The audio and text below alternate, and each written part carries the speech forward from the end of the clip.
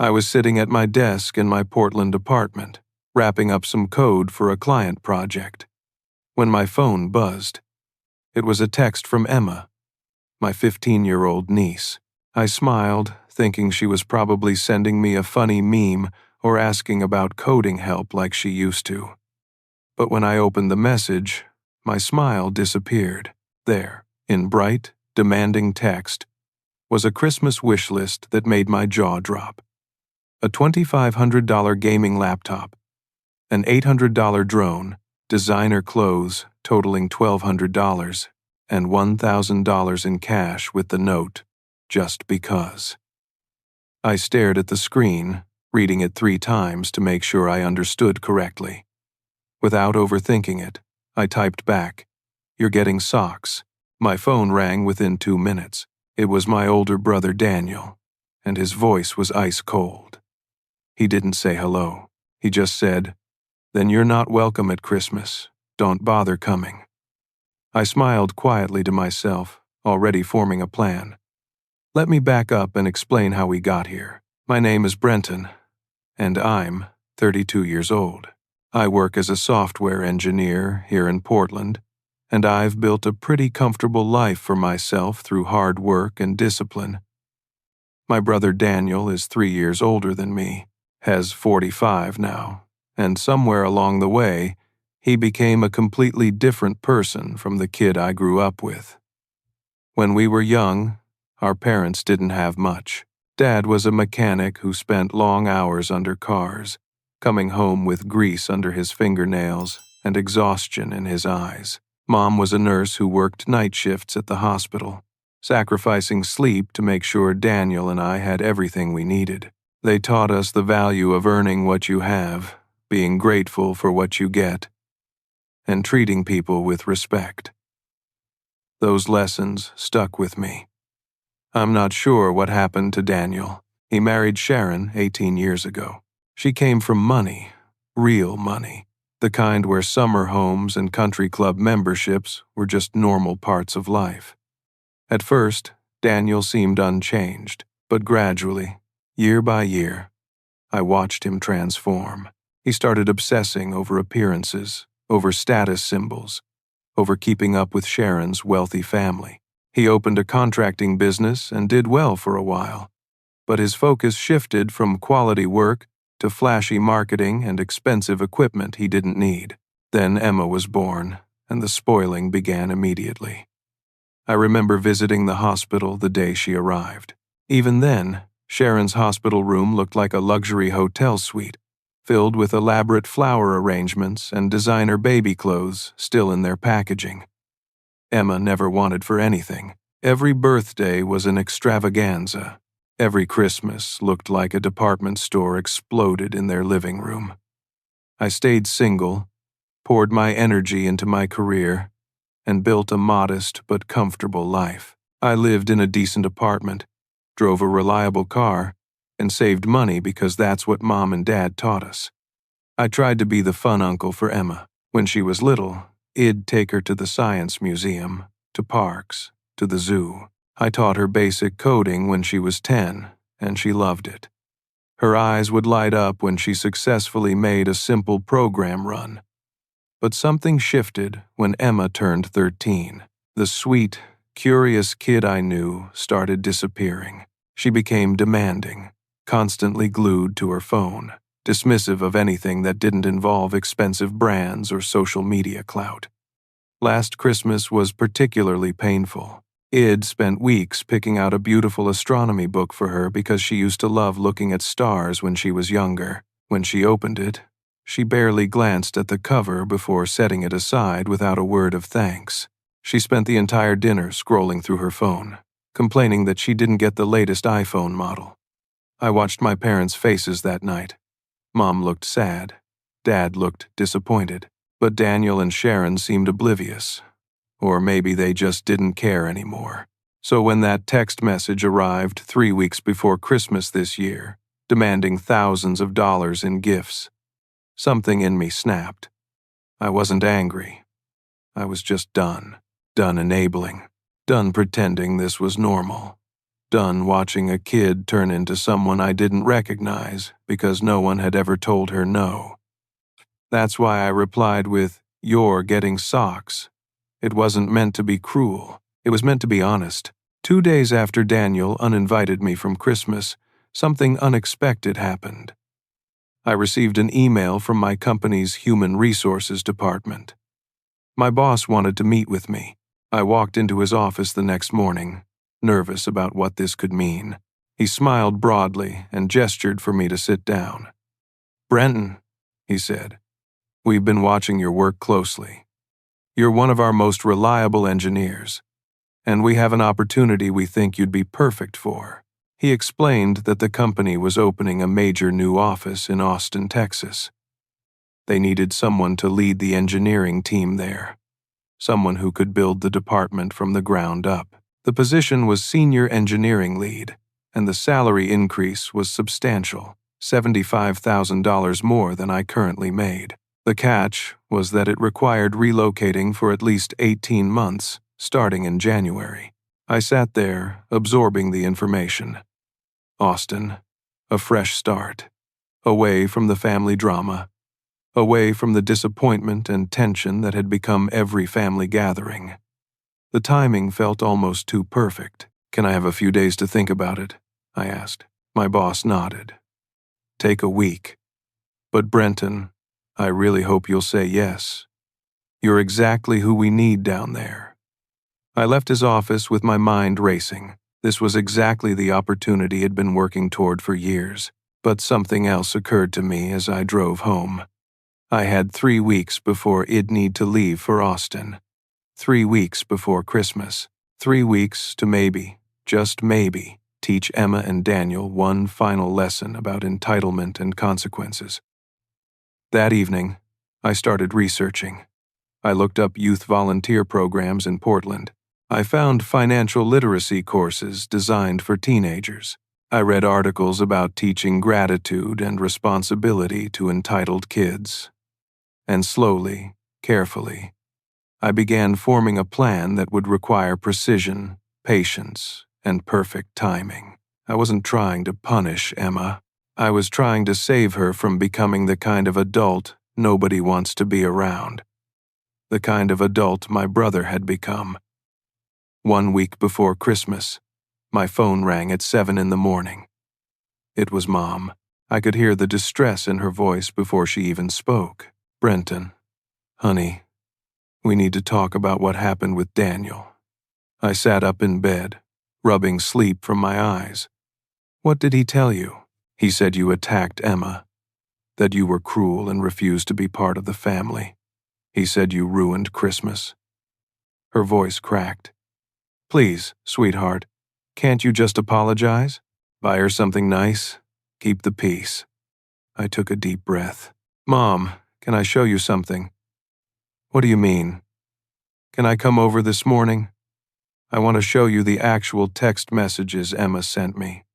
I want you to see the truth." There was a long pause. "All right, come for breakfast." An hour later, I sat at Mom's kitchen table, the same table where Daniel and I had eaten countless meals as kids. I handed her my phone and watched her face as she read Emma's wish list. Her expression shifted from confusion to shock to something that looked like heartbreak. $2,500 for a laptop, she whispered, and $1,000 in cash just because. "Keep reading," I said gently. She scrolled through the entire exchange, including my response about the socks and Daniel's angry message uninviting me from Christmas. When she finally looked up, tears were in her eyes. "I don't understand. When did she become this way?" "It's been happening for a while, Mom. You've noticed it too. You just didn't want to see it." She nodded slowly, wiping her eyes. "I have noticed, but Daniel gets so defensive when anyone suggests Emma might be spoiled. And Sharon, well, she thinks giving Emma everything is what good parents do." Mom set down my phone and looked at me with an expression I couldn't quite read. "There's something you should know, Brenton. Something I haven't told anyone." "What is it?" Daniel and Sharon have been struggling financially. Badly, despite how things look on the outside. This surprised me. What do you mean? They live in that huge house. Emma goes to private school. They drive expensive cars. It's all on credit, all of it. Mom's voice dropped to almost a whisper. Daniel's contracting business has been losing clients for the past 2 years. His reputation has taken a hit because of his attitude, his arrogance with customers. People don't want to work with him anymore. How do you know all this? Because he's been borrowing money from me, Brenton. Thousands of dollars over the past 18 months. Money he's never paid back. He tells me it's temporary, that a big contract is about to come through, but it never does. I felt anger rising in my chest. Mom, why didn't you tell me? Because he's my son, because I'm his mother, and I thought I was helping. She looked down at her hands. But there's more. Sharon's family money ran out 2 years ago. Her father made some terrible investments and lost almost everything.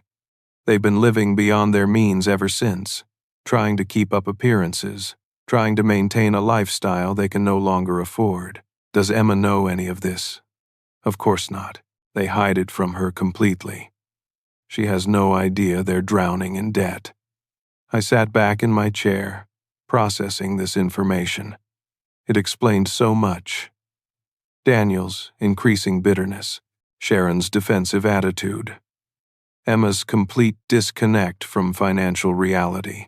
Mom, I said carefully, I need to tell you something too. I explained about the job offer in Austin, the promotion, the move in January. Her face fell. You're leaving Portland. I think I need to, Mom. This family dynamic has become toxic. Daniel and I can barely be in the same room anymore. She reached across the table and took my hand. Before you go, is there anything that can be done to fix this?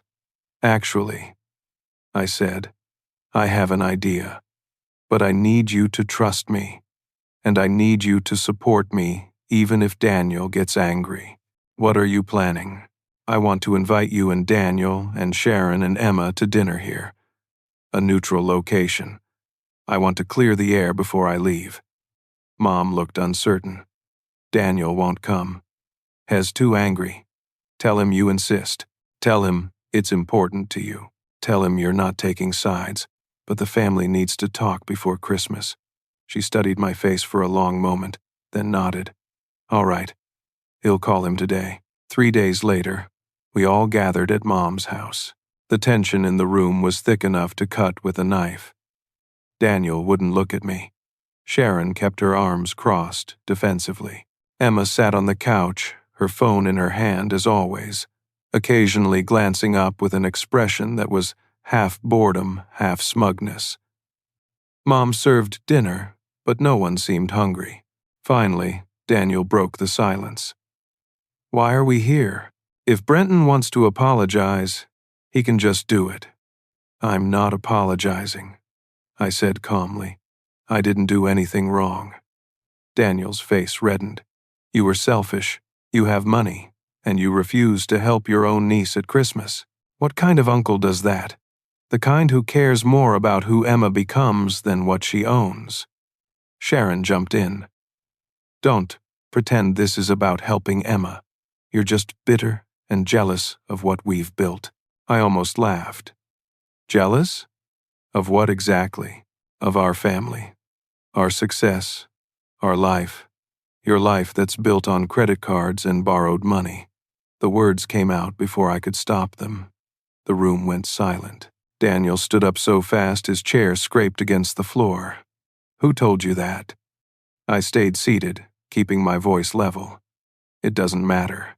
What matters is that you're lying to everyone, including yourselves, and you're teaching Emma that lying and pretending are normal. Get out, Daniel said, his voice shaking with rage. Get out of this house right now. Daniel, sit down, Mom said firmly. It was the voice she'd used when we were kids, the voice that meant she was done with nonsense. Surprisingly, Daniel sat. Mom looked around the table, This family is falling apart, and I won't have it. Brenton is moving to Austin in January for a promotion. Before he leaves, we're going to address what's happening here. Hez leaving. Emma spoke for the first time, looking up from her phone. There was something in her voice I couldn't quite identify. Surprise? Hurt? Yes, I said, looking directly at her. I got a big promotion at work. I'm relocating to Austin to lead a new engineering team there. Emma's expression shifted. For just a moment, the mask of teenage indifference slipped, and I saw something that looked like genuine sadness. But then it was gone, replaced by that familiar smirk. Good, she said. Now maybe Grandma will buy me the laptop. The callousness of her words hung in the air. Even Sharon looked uncomfortable. I stood up slowly, looking at each of them in turn. I came here hoping we could have an honest conversation about what's happening in this family, about entitlement, about honesty, about what we're teaching Emma, but I see that's impossible. I turned to Mom and kissed her cheek. I love you, Mom. He'll call you tomorrow. As I walked to the door, I heard Emma's laugh, high and mocking. Good riddance. I didn't look back, but as I got into my car, I realized something important. I wasn't done yet. In fact, I was just getting started. I couldn't sleep that night. The dinner replayed in my mind, over and over. Emma's casual cruelty, Daniel's blind rage, Sharon's defensive denial. All of it swirled together into a toxic mixture that made my chest tight with frustration. Around 2 a.m, I gave up on sleep and opened my laptop. I'm a software engineer, which means I'm good at research, at finding information, at connecting dots. And I decided it was time to understand exactly how bad Daniel's financial situation really was. I started with public records, business licenses, tax liens, property records, all the information that's legally available if you know where to look.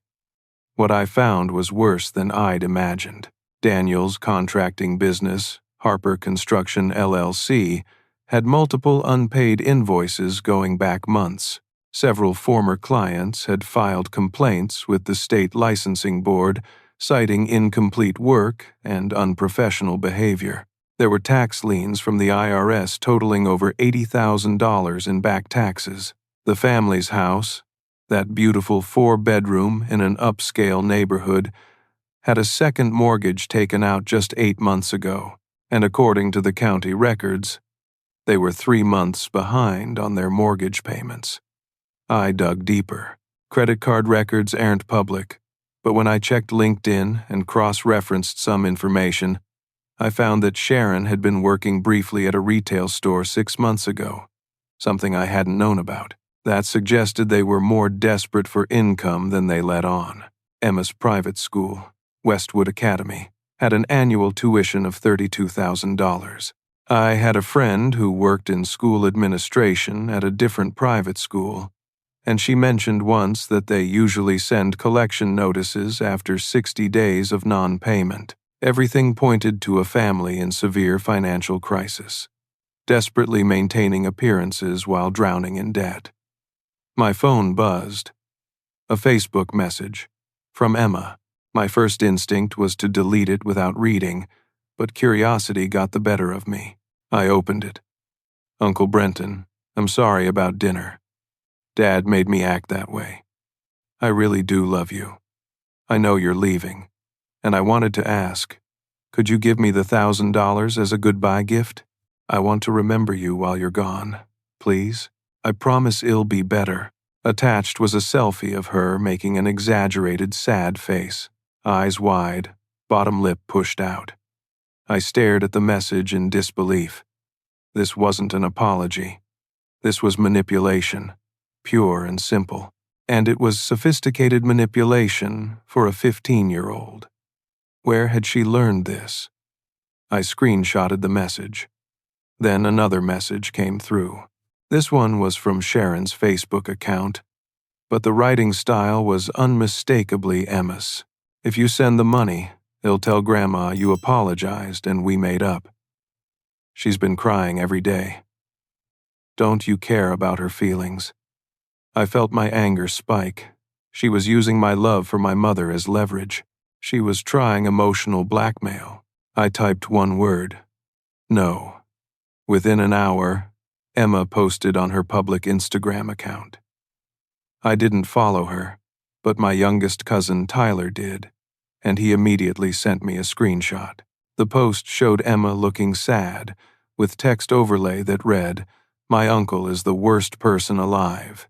He has money but won't help family.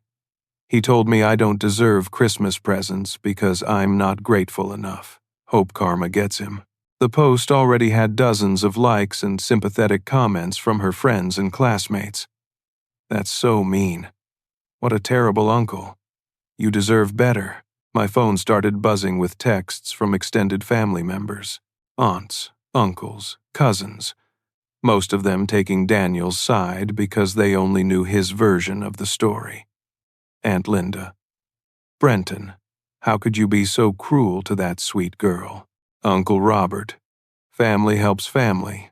Don't be selfish. Cousin Jennifer. Emma is just a child. You're the adult here. Only 2 people reached out with support. Mom texted, "I saw Emma's post. Don't respond. Let me handle this." And Tyler sent a private message. "Dude, everyone knows Daniel's full of it, but nobody wants to be cut off from the family drama. Stay strong." Emma's friends are already starting to roast her in the comments because she's been bragging about expensive gifts for months. This is going to backfire on her. I looked back at Emma's Instagram post. Sure enough, some new comments had appeared. Wait, didn't you just post last week about getting a $2,000 purse for your birthday? Maybe if you weren't so materialistic, people would want to buy you things. My mom works 2 jobs, and I'm grateful for anything I get. Check your privilege. I set my phone down and took a deep breath. The situation was escalating, spinning out of control. But maybe, just maybe, that was exactly what needed to happen. Sometimes things have to break completely before they can be fixed. I made a decision. It was time to stop being defensive and start taking action. Christmas was 4 days away. My phone hadn't stopped buzzing with messages from family members, most of them angry, some of them confused, a few of them supportive. The family drama had reached a fever pitch, with everyone taking sides and nobody actually addressing the real issues. I needed to do something decisive, something that would cut through all the noise and force everyone, especially Emma, to confront reality. That's when the idea came to me. I spent the morning designing a presentation on financial literacy, not a boring lecture, but something engaging, professional, with real-world examples and interactive elements. I included charts showing average American household debt, the compound interest on credit cards, the actual cost of living for someone just starting their career. I created slides about earning versus entitlement, about the difference between wants and needs, about long-term financial planning. Then I reached out to someone I knew through my company's educational partnership program. Her name was Dr. Angela Martinez, and she was the principal at Westwood Academy, Emma's private school. I called her office directly. When she answered, I introduced myself and explained that I was a software engineer interested in sponsoring a financial literacy workshop for high school students. "That's wonderful," Dr. Martinez said. "Financial literacy is something we've wanted to incorporate more into our curriculum. What did you have in mind?" "I'd like to present a 1-hour workshop focused on budgeting, debt management, and understanding the real cost of living. I think it would be particularly valuable for sophomore students who are starting to think about their futures." "That sounds excellent. And you mentioned sponsorship." "Yes. I'd like to donate $5,000 to your school's scholarship fund in exchange for the opportunity to present this workshop." There was a pause. I knew from my research that Westwood was struggling financially, with several families behind on tuition. $5,000 was significant. Mr. Harper, that's incredibly generous. When would you want to do this? The last day before winter break? Day after tomorrow? If possible. Let me check the schedule. I heard papers rustling. We have a General Assembly period that afternoon. I could make your workshop mandatory for all sophomores. Would that work? Perfect. Wonderful. He'll send you the details. And thank you so much for this opportunity and your generous donation. After I hung up, I sat back in my chair. Emma was a sophomore. She'd be at that workshop, and she'd have no idea I was the presenter until I walked into that room. That afternoon, I drove to Mom's house. I needed to tell her what I was planning, and I needed her support. She opened the door, looking exhausted. Brenton, come in. I've been fielding phone calls all day from family members. Everyone has an opinion about what happened. We sat in her living room, and I explained my plan. The workshop, the financial literacy presentation, the donation to Emma's school. Mom listened quietly, her expression thoughtful. When I finished, she was silent for a long moment. "You're not doing this to embarrass her," she said finally. It wasn't a question. No, I'm doing this because she needs to understand reality, because nobody else is going to teach her. What about Daniel and Sharon? I pulled out printed copies of all the financial documents I'd found. Tax liens, mortgage records, business complaints. I spread them across her coffee table. "Mom, look at this. Really look at it. Daniel owes over $80,000 in back taxes. The house is in foreclosure. Emma's tuition hasn't been paid this semester." Mom's hand went to her mouth as she read through the documents. Tears started flowing down her cheeks. I had no idea it was this bad. I knew they were struggling, but this... She looked up at me. "Brenton, what's going to happen to them? That depends on whether they're willing to face reality and make changes. But Mom, you have to stop enabling them. Every time you give them money, every time you make excuses for their behavior, you're making it worse." She nodded slowly, wiping her eyes. "You're right. I know you're right. I've been so afraid of losing them, of being cut off from Emma, that I've been helping them dig deeper into this hole. I have a plan," I said gently. "But I need you to trust me. Can you do that?" Mom looked at me, really looked at me, studying my face the way only a mother can. Then she reached over and took my hand. "You're a good man, Brenton. Your father would be so proud of you. Do what you need to do. I trust you." I squeezed her hand. "By New Year's, Mom, I promise this family will be healthier. It might get worse before it gets better, but it will get better." That night, I finalized my presentation. I practiced my delivery, making sure every word was clear, every example was relatable, every point was compelling. I wasn't trying to shame Emma. I was trying to educate her, to give her tools she desperately needed, tools her parents had failed to provide. Tomorrow would be interesting. The morning of the workshop, I woke up with nervous energy coursing through me. I put on my best suit, a charcoal gray three-piece that I usually reserved for major client presentations. I wanted to look professional, authoritative, someone these students would take seriously. I arrived at Westwood Academy 30 minutes early. Dr. Martinez met me in the lobby, shaking my hand warmly. "Mr. Harper, thank you again for this opportunity. The students are gathering in the auditorium now. We have about 50 sophomores attending." 50. That's perfect. She walked me through the building, pointing out various classrooms and facilities. Westwood was impressive. All polished wood and modern technology, the kind of place that screamed expensive education. As we approached the auditorium, I could hear the buzz of teenage conversation, laughter, the scraping of chairs. "One quick thing, Doctor," Martinez said, lowering her voice. I noticed your last name is Harper. We have a student, Emma Harper, in the sophomore class. Any relation? She's my niece. Doctor. Martinez's expression shifted slightly. I see. Does she know you're presenting today? No. And he'd appreciate if we kept it that way until I walk in. She studied my face for a moment, then nodded. Understood. She opened the auditorium door and gestured for me to wait in the hallway. I could see through the small window in the door, rows of teenagers, some paying attention, most on their phones. And there, fourth row from the front, was Emma, surrounded by 3 friends, all of them looking at a phone screen and giggling. Dr. Martinez walked to the front of the auditorium and called for attention. The room gradually quieted. Good afternoon, everyone. Today we have a special workshop on financial literacy, presented by a guest speaker from the technology industry.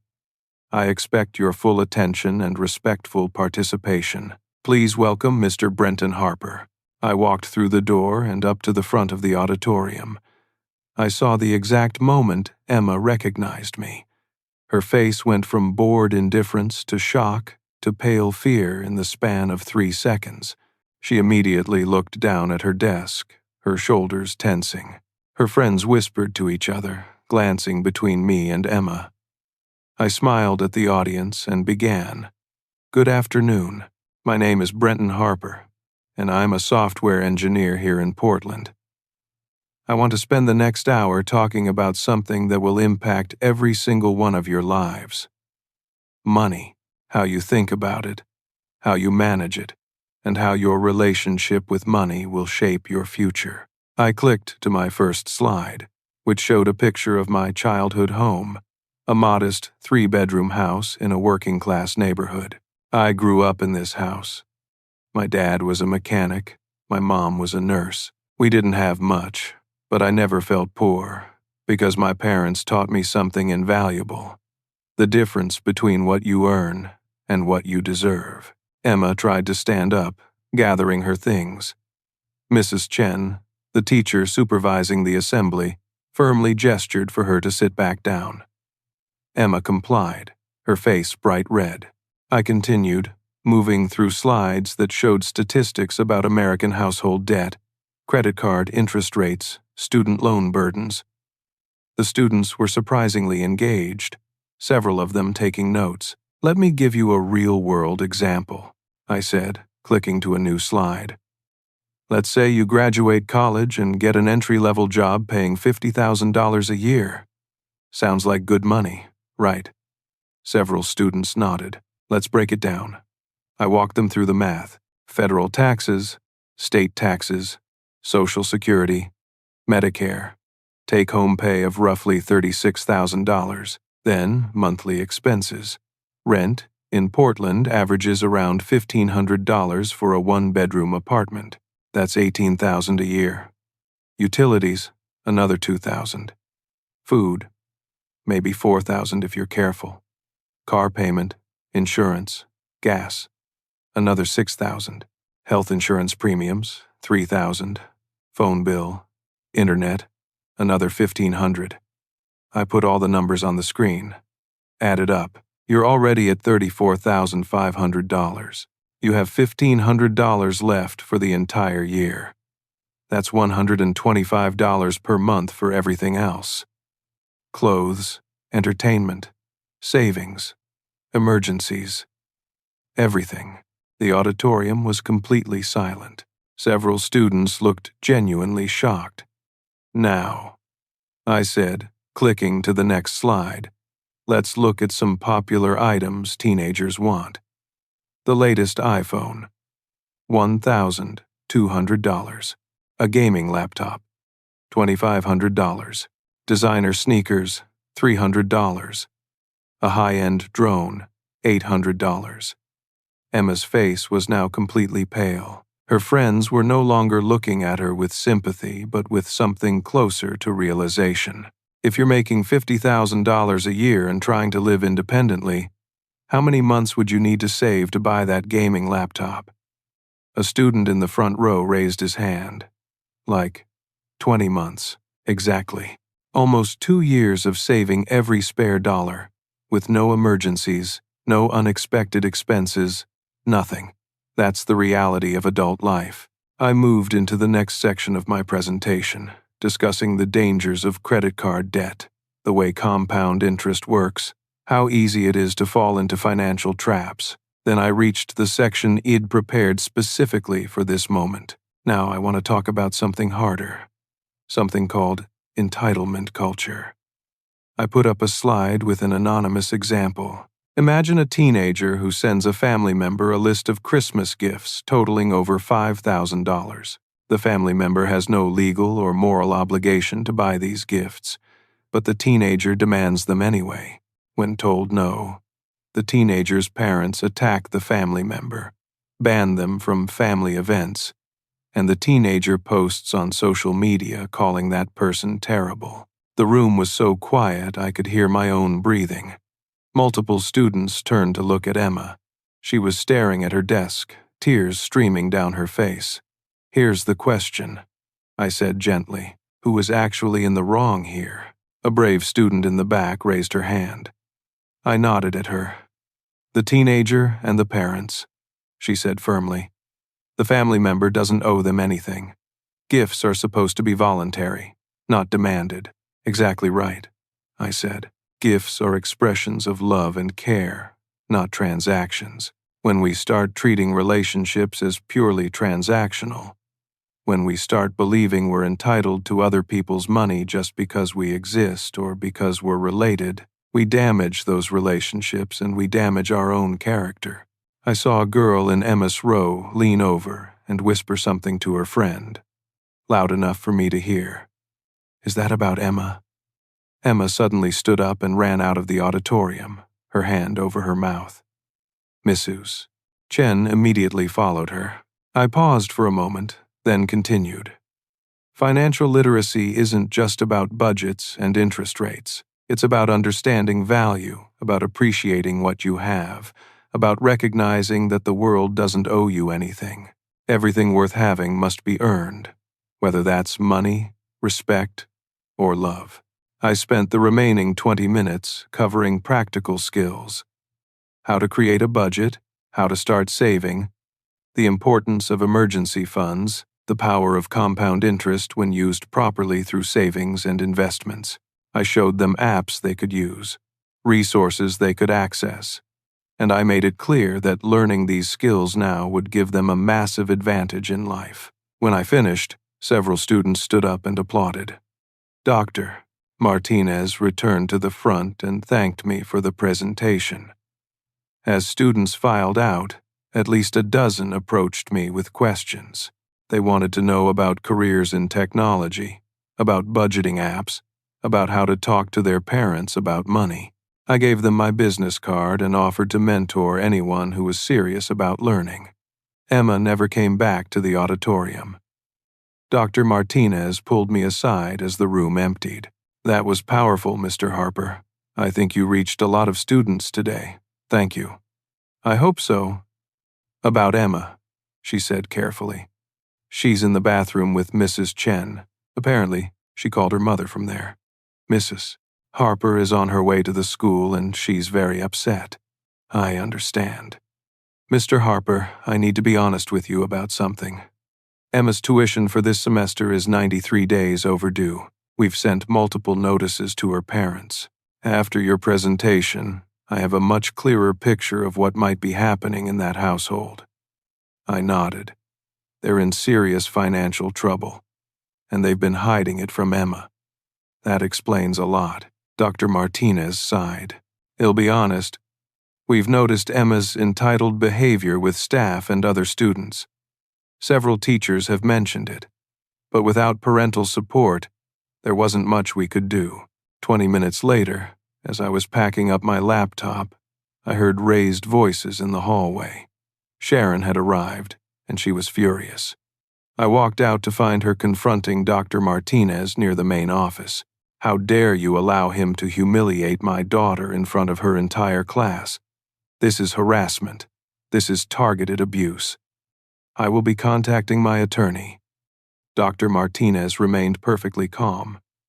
Mrs. Harper, Mr. Harper presented an educational workshop on financial literacy that was approved by our administration. Emma was not singled out or named. The examples used were anonymous. If your daughter felt uncomfortable, perhaps that's something worth examining. He used our exact situation. Everyone knew he was talking about Emma. Mrs. Harper, Dr. Martinez said, her voice becoming firmer. I need to speak with you about a different matter. Your daughter's tuition is 93 days past due. We've been extremely patient, but we cannot continue to carry this debt. We need to discuss a payment plan or Emma's enrollment status for next semester. Sharon's face went from red to white. That's none of his business. You're correct, it's not. But it is school business, and it needs to be addressed. Dr. Martinez glanced at me. Mr. Harper, thank you again for the workshop and your generous donation. He'll see you out. As I walked past Sharon, she grabbed my arm. You've destroyed her. She's in the bathroom crying. Her friends are all talking about her. You've ruined her reputation. I gently removed her hand from my arm. Sharon, I taught a class about financial reality. If Emma's reputation is damaged, it's because of choices you and Daniel made, not because of anything I said. I walked out of Westwood Academy feeling emotionally drained but also strangely hopeful. Sometimes the truth hurts, but sometimes it's exactly what people need to hear. That evening, my phone became a battlefield. Message after message poured in, and the divide in my family became absolutely clear. Daniel, you humiliated my daughter in front of her entire school. You used your money to hurt a child. You're dead to me. Sharon, we're filing a restraining order. Stay away from Emma. Stay away from all of us.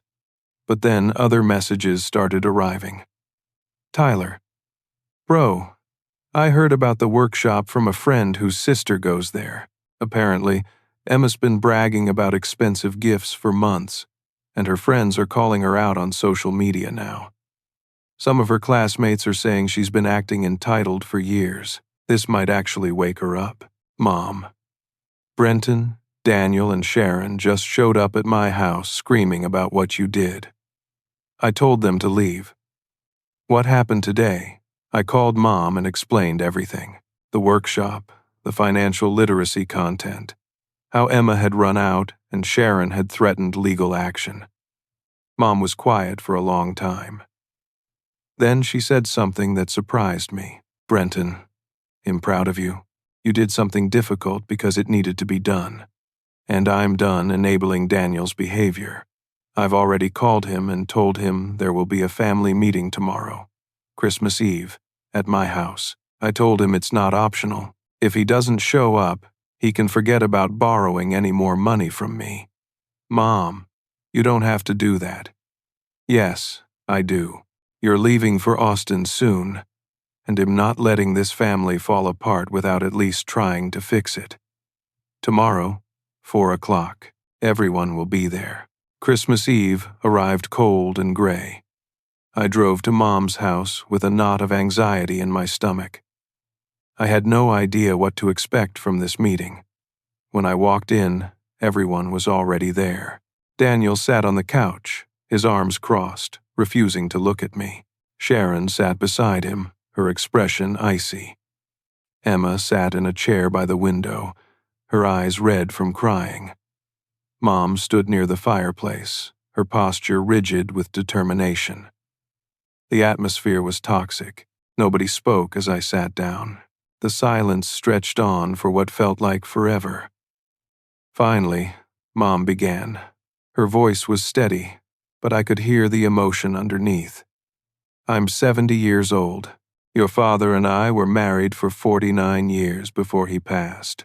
We raised 2 sons in this house, and I have never, ever been more disappointed than I am right now. She looked directly at Daniel. You've lied to me. You've borrowed money you never intended to repay. You've taught your daughter that manipulation and entitlement are acceptable behaviors. and you've been so focused on maintaining appearances that you've lost sight of what actually matters. Daniel started to speak, but Mom held up her hand. I called the IRS. I know about the tax liens. I called your mortgage company. I know you're in foreclosure. I spoke with Dr. Martinez at Emma's school. I know her tuition hasn't been paid. Sharon gasped. Daniel, we're in foreclosure? You said you had it handled. Daniel's face crumbled. I was trying to protect you. I didn't want you to worry. Protect me. Sharon's voice rose. We're losing the house and you didn't tell me. Mom continued, her voice softer now. I also spoke with Dr. Martinez about what happened at the workshop yesterday. She shared what Brenton presented. He didn't name Emma. He didn't attack her. He taught valuable life skills that apparently Emma desperately needs to learn. Emma's shoulders shook. She was crying silently. Brenton, Mom said, turning to me, would you please explain to everyone what you were trying to accomplish? I took a deep breath. I wasn't trying to hurt Emma. I was trying to help her. She has no understanding of money, of value, of what things actually cost. She's being raised to believe she's entitled to whatever she wants, whenever she wants it, regardless of whether it's earned or even affordable. I thought if she understood financial reality, it might change her perspective by humiliating her in public. Daniel spat. I didn't humiliate her. I presented facts. If she felt humiliated, it's because she recognized her own behavior in those examples. Emma suddenly spoke, her voice barely above a whisper. Hez right. Everyone turned to look at her. What? Sharon said. Emma lifted her head, tears streaming down her face. Uncle Brenton is right. I've been terrible. I saw the comments on my Instagram. My friends, they were calling me spoiled and entitled. One girl, Jessica, her mom is a single parent working 2 jobs. Jessica was asking why I thought I deserved thousands of dollars in gifts when I've never worked for anything in my life. She looked at me with red, swollen eyes. I've been reading the messages all day. People I thought were my friends are saying I'm bratty and ungrateful. And they're right. I am. Sharon reached for Emma, but Emma pulled away. No, Mom, I need to say this. Emma's voice grew stronger. At the workshop, when Uncle Brenton showed how much things actually cost, when he explained how hard people have to work just to survive, I realized I've been living in this fake bubble. I've never thought about money. I've never thought about how much things cost or where the money comes from. I just demand stuff and expect you to buy it. She looked at her father. Dad, are we really losing the house? Daniel's face was in his hands. He nodded without speaking. Why didn't you tell me? Emma's voice broke. Why did you let me keep acting like we were rich when we're actually broke? Because I didn't want you to worry, Daniel said, his voice muffled. I wanted you to have everything I didn't have growing up. I wanted you to feel special. But I'm not special, Emma said. That's what I'm realizing. I'm just a regular person who's been acting like a spoiled brat because nobody ever told me no. The room fell silent again. This time, it was a different kind of silence. Not hostile, but heavy with realization. Sharon spoke next, her voice shaking. Daniel, we need help. Real help. We can't keep pretending everything is fine. We're drowning, and we've been dragging Emma down with us. Daniel finally lifted his head. His eyes were red, his face haggard. He looked at me directly for the first time since I'd arrived. I've been jealous of you, he said quietly. You stayed single, focused on your career, built a stable life. Meanwhile, I was trying so hard to keep up with Sharon's family, to prove I was successful, that I destroyed everything. My business, my reputation, my finances, my relationship with you. He paused, swallowing hard. I'm sorry, Brenton, for all of it, for uninviting you to Christmas, for letting Emma send that ridiculous wish list, for blaming you when you were just being honest. I felt something loosen in my chest. I forgive you, Daniel, but you need to get help, real financial help. You can't fix this by hoping things get better. I know, Daniel nodded. I've already called a bankruptcy attorney and a credit counselor. We're selling the house, moving somewhere smaller. Emma's transferring to public school next semester. Emma spoke up again, surprising everyone. I think that's good. My private school friends are kind of awful anyway. They're all obsessed with money and brands and status. I don't want to be like that anymore. Sharon wiped her eyes. I'm going back to work. I have a teaching degree I got before Emma was born. I never used it because we didn't need the money. But we need it now. I've already reached out to some school districts. Mom walked over and sat between Daniel and Sharon, taking both their hands. This is what I wanted. Honesty. Accountability. Family actually talking to each other about real things instead of pretending everything is perfect. She looked at me. Brenton, you're still leaving for Austin. Yes. In 2 weeks. Emma stood up suddenly and walked over to me. She looked at me with an expression I'd never seen on her face before. Genuine remorse. Uncle Brenton, I'm sorry. For the wish list, for the Instagram post, for everything. You were trying to help me, and I was too entitled and stupid to see it. I pulled her into a hug. She hugged me back tightly, and I felt her shoulders shaking with sobs. You're not stupid.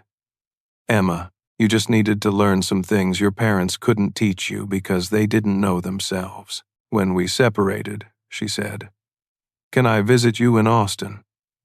Maybe you could teach me coding again, like when I was little. I'd like that. I'd like that a lot. Christmas morning came quietly. No drama, no tension. Just a simple gathering at Mom's house. I arrived early, carrying a bag of wrapped gifts. They weren't expensive, but they were thoughtful, chosen with care. For Emma, I'd brought a handmade leather journal I'd found at a local craft fair, along with a book called The Richest Man in Babylon, a classic about financial wisdom told through parables. Inside the journal, I'd written an inscription. Your worth isn't measured by what you own, but by who you become. I believe in you. For Daniel, I'd brought a framed photograph I'd found in Mom's attic. It showed the two of us as kids, maybe 9 and 12 years old, helping Dad build a treehouse in our backyard. We were both covered in sawdust, grinning at the camera, our arms around each other's shoulders. For Sharon, I'd gotten a gift certificate to a highly rated financial counseling service in Portland, along with a note that said, New beginnings start with honest assessments. For Mom, I'd bought a beautiful silver necklace with 2 small pendants, each engraved with our initials, mine and Daniel's. When everyone arrived, the atmosphere was different from any recent Christmas.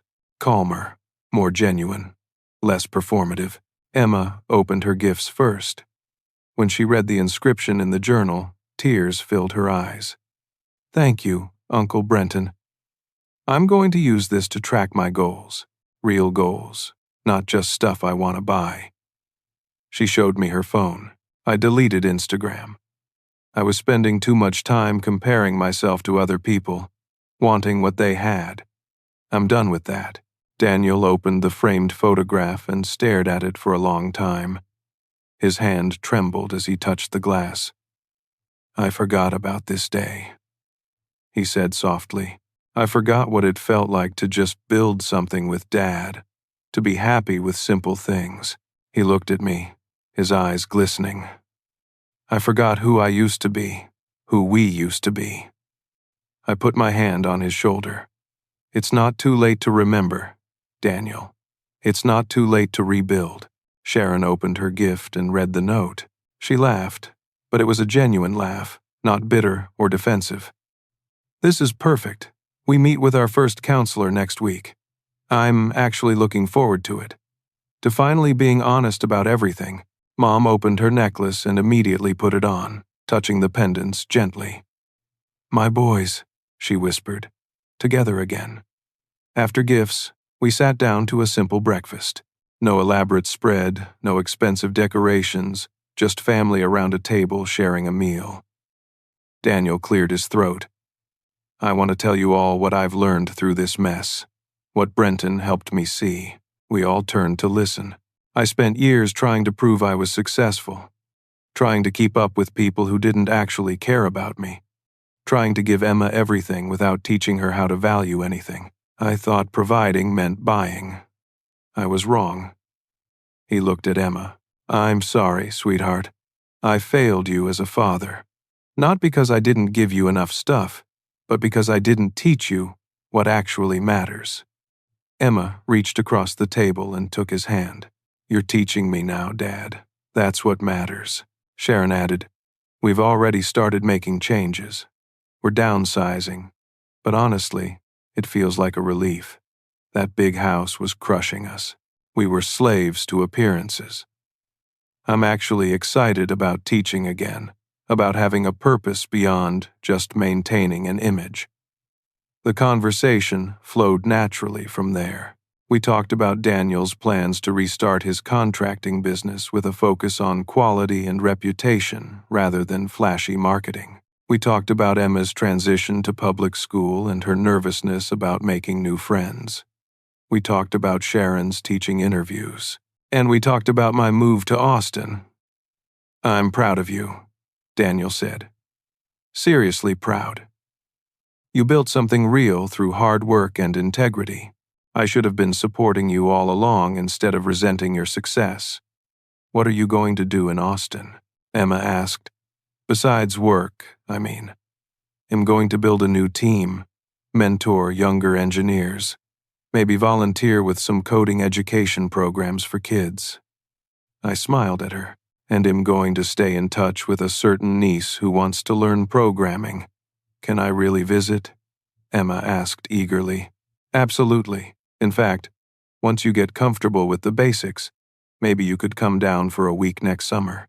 I'll show you around the tech scene in Austin, introduce you to some people, help you figure out if it's something you want to pursue in college." Her face lit up with genuine excitement, the kind I remembered from when she was little. As the morning turned to afternoon and everyone prepared to leave, Emma pulled me aside. "Uncle Brenton, I want you to know something. What you did with the workshop, it was the best gift you could have given me. Nobody else cared enough to tell me the truth. Everyone just kept letting me be terrible. You cared enough to make me uncomfortable, to force me to see myself clearly. That's what family does. Emma, real family. We love each other enough to tell the truth, even when it's hard." She hugged me one more time. "I'm going to be better. I promise. I know you will." As I drove home that evening, I thought about everything that had happened. Just 3 weeks earlier, I'd received that outrageous wish list and replied with, "You're getting socks." That simple boundary had set off a chain reaction that nearly destroyed our family, but ultimately saved it. I thought about what I'd learned through this experience, about the difference between enabling and loving, about the courage it takes to set boundaries, about how sometimes the most loving thing you can do is refuse to participate in someone's self-destruction. 6 months later, I got a video call from Emma. She was beaming with pride, holding up her report card to show me straight as. Shed made the honor roll at her new public school. And Uncle Brenton, I got a job. At the bookstore downtown. It's only part-time, but I'm earning my own money. It feels amazing. Behind her, I could see their new apartment. Smaller, simpler, but somehow it looked more like a home than their old house ever did. Daniel had slowly rebuilt his contracting business, focusing on honesty and quality work. His reputation was improving. Sharon was teaching 4th grade and loving it. They were still digging out of debt, but they were doing it together, honestly, without pretense. Emma and I video called every week, I helped her with coding projects, and she'd gotten genuinely good at it. She was already talking about studying computer science in college, about maybe getting an internship at a tech company. "Do you think I could work at your company someday?" she asked one call. "If you keep working hard and learning, absolutely. But you'll have to earn it, just like everyone else." She grinned. I wouldn't want it any other way. That Christmas taught me something profound. Setting boundaries isn't cruel. Teaching consequences isn't punishment. Sometimes the most loving thing you can do is say no, to hold firm, to refuse to enable destructive behavior even when everyone around you is pressuring you to give in. I thought I'd lose my family by standing my ground. Instead, I helped save it. Real gifts aren't wrapped in expensive paper. They're wrapped in truth, accountability, and the courage to love people enough to let them face reality. Entitlement destroys character, but consequences build it. And family isn't about keeping peace at any cost. It's about loving each other enough to tell the truth, even when it's hard, even when it hurts, even when it temporarily drives you apart. I didn't give Emma socks that Christmas. I gave her something far more valuable: the chance to become a person worth knowing, a person with character and integrity and gratitude. I gave her the gift of reality, the gift of accountability, the gift of genuine growth. And in the end, that was the greatest gift I could have given. Now, I want to ask you something. Have you ever been in a situation where you had to set a difficult boundary with family, even though everyone pressured you to just keep the peace? How did you handle it? Share your story in the comments below. I'd love to hear your experiences.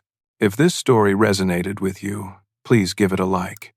It helps others find these messages about family, boundaries, and what real love looks like. Subscribe to hear more stories about navigating difficult family dynamics with honesty and courage. And if you know someone who's struggling with similar issues, someone dealing with entitled behavior in their family or wondering if they should set boundaries, please share this story with them. Sometimes we all need to hear that it's okay to say no, that standing firm can actually be the most loving choice. Thank you for listening to my story. I hope it gave you something to think about, maybe even encouraged you to have that difficult conversation you've been avoiding. Remember, the temporary discomfort of truth is always better than the permanent damage of enabling destructive behavior. Wishing you and your families honest conversations, genuine connections, and the courage to love each other well.